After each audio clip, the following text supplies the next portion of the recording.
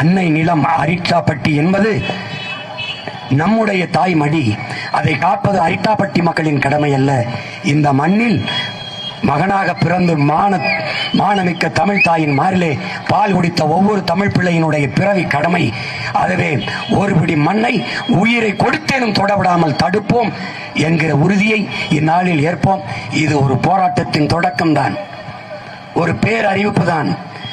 இதை இந்திய நாட்டை ஒன்றிய அரசை ஆண்டு கொண்டிருக்கிற பாரதிய ஜனதா கட்சியின் ஆட்சி, தமிழ்நாட்டை ஆளுகிற ஐயா ஸ்டாலின் அவர்களுடைய தலைமையிலான திராவிட முன்னேற்ற கழக ஆட்சி இந்த கோரிக்கையை புரிந்து கொண்டு போராட்டத்தின் உணர்வை நாங்கள் வெளிப்படுத்துகிற உணர்வை புரிந்து கொண்டு இந்த தீர்மானம் வெற்று தீர்மானமாக ஆகாமல் வலிமையுள்ள உயிர்ப்புள்ள தீர்மானமாக மாற்றுங்கள்.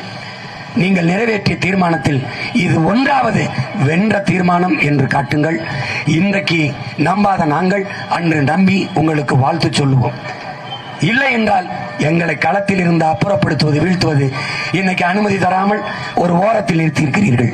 காவலர்களிடம், கண்ணியமிக்க காவல்துறையிடம் நாங்கள் கேட்டது அனுமதி தானே ஒழிய எங்களுக்கு பாதுகாப்பு அல்ல. ஏனென்றால் இந்த நாட்டுக்கே நானும் நாம் தமிழர் கட்சி தம்பி தங்கைகளும் தான் பாதுகாப்பு. எங்களுக்கு என்ன பாதுகாப்பு? எங்களுக்கு என்ன பாதுகாப்பு? காவல்துறையின் உரிமைக்கும் சேர்த்து போராடுகிற பிள்ளைகள் நாங்கள் தான்.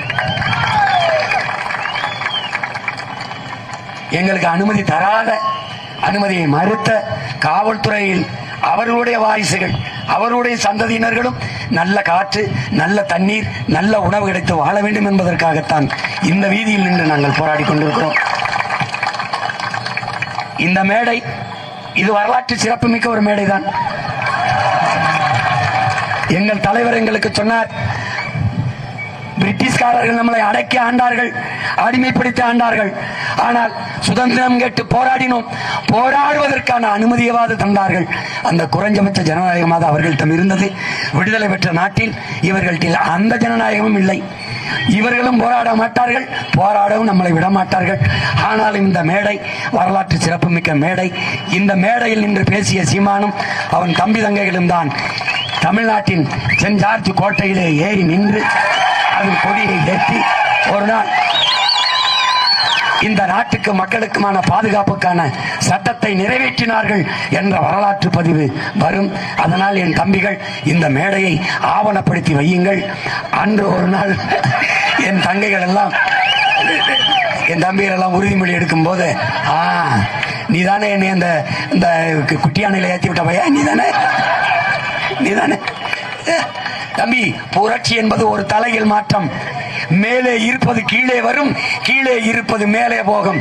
வீதியில் நின்று கத்துக்கொண்டிருக்கிற நாங்கள் வீதியில் நின்று கத்துக்கொண்டிருக்கிற நாங்கள் ஆட்சி அதிகாரத்திற்கு வருவோம்.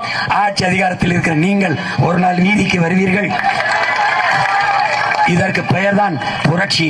இதுக்கு உறுதியாக நடக்கும்.